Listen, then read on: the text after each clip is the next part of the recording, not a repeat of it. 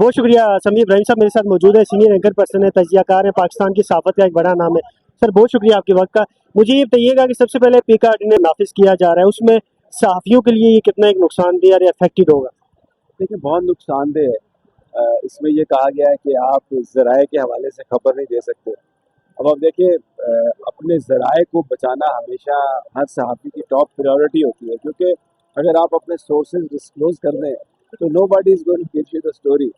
तो ये एक्चुअली जो जर्नलिज्म है, या जिसे हम कहते हैं ना वॉइस ऑफ डिसेंट, तनकीद, उसको हुकूमत ख़त्म करना चाहती है, और इसलिए ये इन्होंने कानून को ये लेके आए हैं। बट मेरा नहीं ख्याल कि अवाम इसको मानने के लिए तैयार है।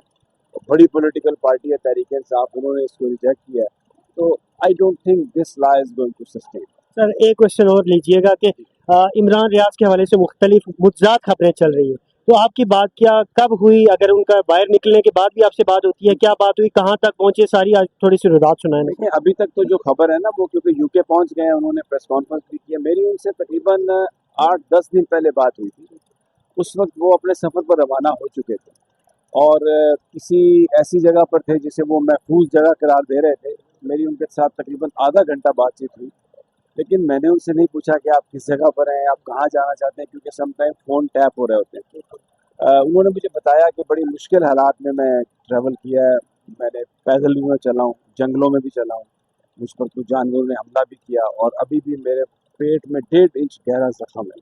लेकिन मुझे उम्मीद है कि मैं इंशाल्लाह जहाँ मैं पहुँचना चाहता हूँ मैं पहुँच जाऊँगा। तो उन्होंने बड़ी स्ट्रगल की है, और ऐसा शख्स जिसने 5 महीने इतनी मार खाई है, और असूल और वो उस पर वो खड़ा है, अपने अपने मौक़िफ़ पर वो डटा हुआ है। तो मेरा ख्याल है कि उसके बारे में ये जो बातें इस तरह करनी, ये I think that is not fair.